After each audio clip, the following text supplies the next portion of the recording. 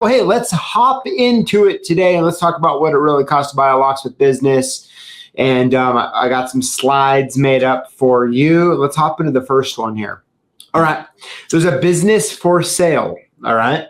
It's in California. Okay. Let's go over it. It's 47 years in business. Gross revenue, $563,000. Okay. Okay. They have their California contractor license, which I know at some point you have to get it. You have to get it transferred, to right? You. To Yeah, you. You have to get your own. Yeah, I don't know if because when I was in California, mine's M24. I still have to stamp. Now this is the deal. So $563,000 in gross revenue, and they're saying that the seller discretionary earnings, or sometimes they call it free cash flow, is $191,000. Okay. So before I give you any more info about this, I just kind of want to talk through it. And of course, all of you out there listening live with us as well, let's try to make this as interactive as possible. Honestly, like looking at that, $563,000 in revenue, and after paying staff and overhead. If he has staff. He does. We'll get into it. Okay. A couple people. Where he's left with $191,000. First of all, I'd say that is a fantastic, excellent business. Yep, I would say so too. Right? You can tell it's very service heavy, not very parts heavy, right, which is how it should be. That's the Smith part. Right. Right? Right. What are your initial thoughts? Well, again, $563K is a lot of money, but having 191 cash, spendable cash, Yeah. That's almost, the ratio is quite high. It's excellent. Now, it is in Northern Cal. I see a bunch of comments. So it is in Northern California. So it's, okay. But at first glance, this is really nice. Yes, it is. Very service heavy, 47 years in business. My guess is it's a smaller community. I mean, I don't know that for a fact, but that would be kind of my guess. And it looks like they're doing a lot of service work. Based on the numbers here, I'm guessing that they do a lot of rekey type work. Yes. That's my guess. I don't know that for a fact, but that'd be kind of my guess. If it was automotive key programming, you could definitely pull these numbers, but it just kind of makes me feel if you've been in business for 47 years, you probably have been doing a lot of SFIC, a lot of, R&R panic bars, right, exit devices, that right, kind of thing, door closers. Do you agree? Yeah, absolutely. Okay. Let's go to the next slide here. And all right.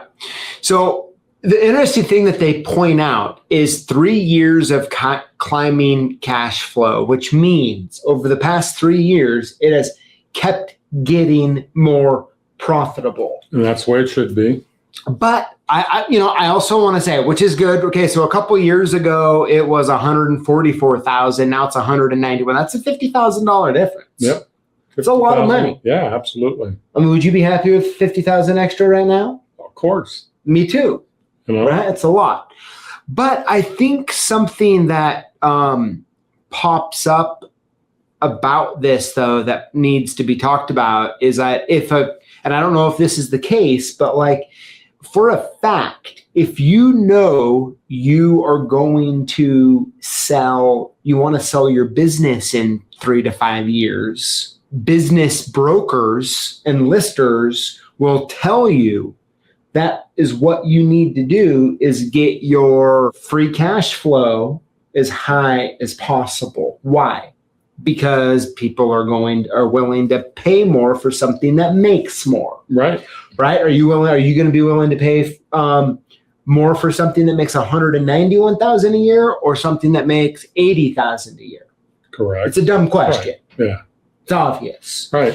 So I tend to, when I see this, I'm like, I'm going to, in my head, kind of envision 144. Mm-hmm. Right? Because I'm guessing it might have been. Now, couldn't be, maybe it's not the case. You could add a couple huge jobs, but Could add a couple of huge jobs. Yeah, that's the other thing, you know. And Dad, tell me what you actually think about this. Let's talk through this for a minute. How many times, like, you'll have like a crazy big job come up, and let's say it's equal to like 1 month of income. Okay. And then the next year, of course, you don't have it. Yep. And so you might look at your sales, and now you're down. Absolutely. Because you didn't have that job. Because it's a yo-yo. Like that huge safe job you did. What Right. was it like? You sold the safe for like $70,000. right? Like Right. next year, I doubt if I have a $70,000 safe Yeah. sale, right? What does that mean? So when you are looking at your P&L and you're trying to compare it year to year, I've always found it good to take out any outlier type jobs. Yeah. Do you too? Yeah, because that's not normal. Yeah, because it can make you either feel like you're doing way better than you are, or it can make you feel like you're doing way worse than you are. Absolutely. I mean, it's just like we got a couple big apartment jobs and a bunch of duplexes. I call that my easy money because we don't install it. They install it. We just sell them the hardware, and I make all sorts of money. All I'm doing is handing over the hardware, and they do everything. Sure. So I like to see 4, 5, 6, 7 of those a year. Why not 20? Well, I'd like that. What about 50? Well, that might be too much. I'd have to hire somebody else because I couldn't do it. Oh man. But anyway, so it's good to see, like, even if that's the strategy, like there's two sides to it. Side one is keep that in mind. Right. And also remember, if you are looking at wanting to sell your business in the future, you need to be very intentional. You know how like most small business owners are going to be like, what can I buy or do to lower my tax burden? Right. Absolutely. If you're not thinking through how to legally do that, Right. and like, what can you buy for the business, blah, blah, blah. Like, you're probably paying way too much in tax. Oh yeah. That's what happens to me. But this year or last year it didn't. Yeah. But I had to spend a lot of money. At the same time, it's also good that let's say they did get this advice 3 years ago, that they could actually bring it up. Right. So, I mean, those are good things. Let's go to the next slide here. So what's included in the sale? So it talks about service vehicles. Okay. So let's just pretend 2. Doesn't list anything out. Oh, pretend to. Okay. Right. Because it has 3 employees, 2 full-time, 1 part-time. I'm guessing that 1 is going to be the owner, because it talks about how that there's 1 staff member that kind of like comes with the business, so to speak. Right.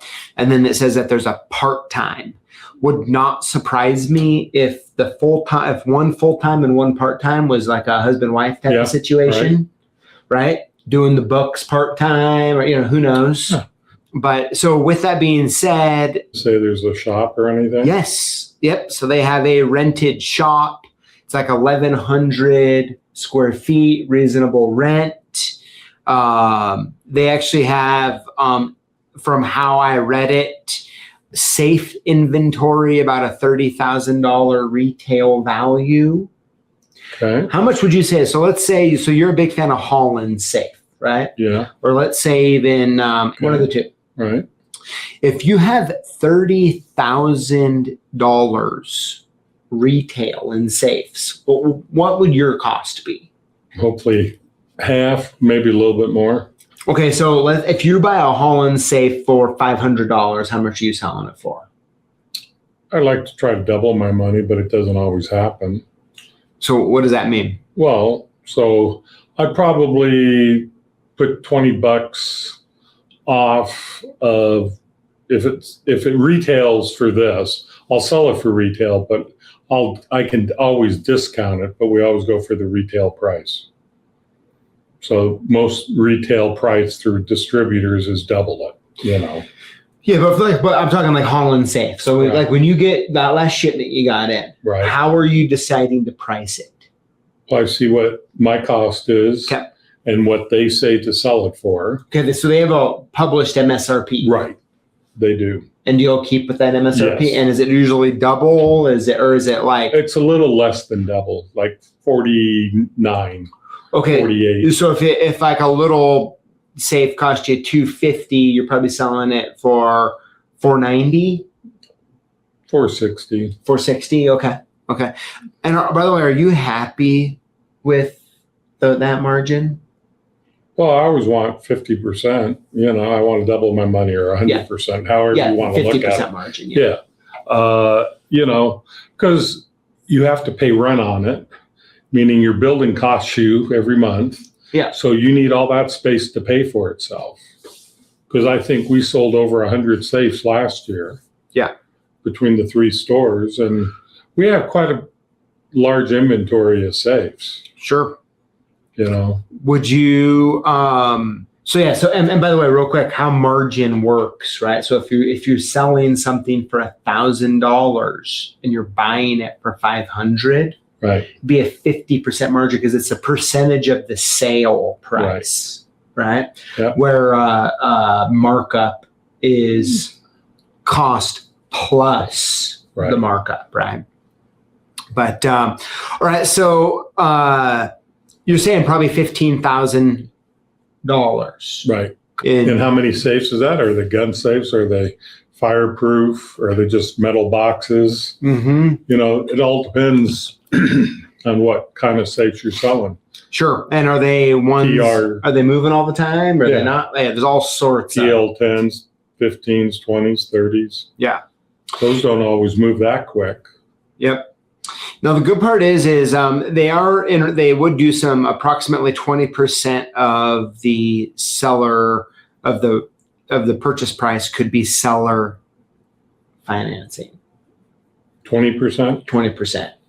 So if they're selling for $500,000, right, they're gonna, let's call it a cool Hyundai or so. Yeah, that's what I would figure. Is gonna be able to be financed. But it's hard to get a bank to give you all that. That's why I always say people save. Yeah. So, and then also, last but not least, and I have a story for you on this one, 90-day transition and training. Okay. Seller's committed to training the new buyer and handing off the contracts and relationships. Mm-hmm. That's what you need. Yep. Introduce, meet them together. So, what do you think about this? So I actually recently, I'm going to keep all names anonymous in this, okay? Excuse me. So a couple days ago, I met, I know someone who's just sold their business for $3 million. Okay. They required $500,000 down, and the rest they were willing to owner finance, but they took so 2 people bought it, one like 33% and the other one 66 or whatever, right? And but they also made personally guarantee and put their houses up. Absolutely, for that type of money. And their payment, check this out, $65,000 a month. Yeah, $3 million is a lot of money. Yeah. So what's the payoff? 10 years? No, it'd be less than that. But then I don't know any of the other details on that. But I just think that it's just one of those things that, like, the guy got $500,000 upfront cash. The business is still operating. Well, that's a good thing, right?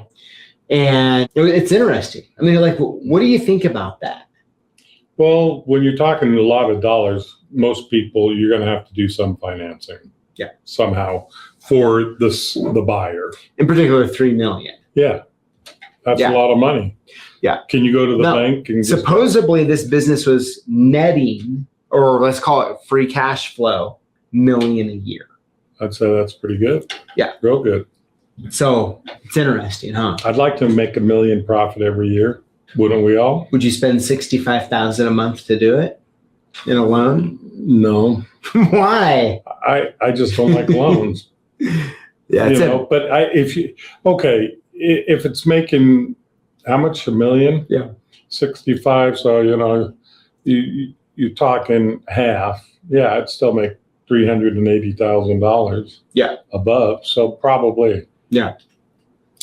So I think the biggest thing, though, with this one that I'm talking about is there's been an employee who's worked for this company for my entire life, I think. Adult life. 20 years. Yeah. And so they're now one of the owners. And then plus there's an outside person that became an owner. So I think that's good, right? Because that person's there, has been on every job. Type of thing, knows what's going on. Yeah. And so I think that is actually a really, really good thing. But the other problem is one's working in it and the other one's an outsider.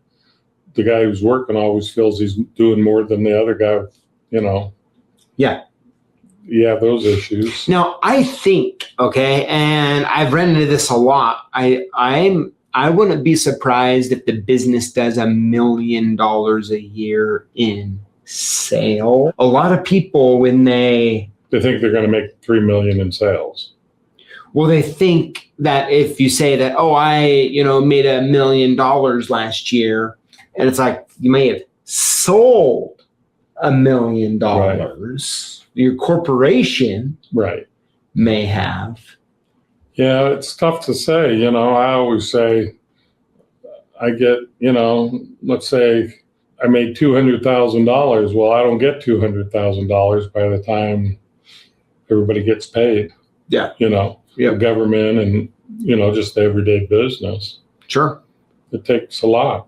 It sure does. So, so on this business, Dad, how much honestly are, when you look at this business, what are the main questions that you have?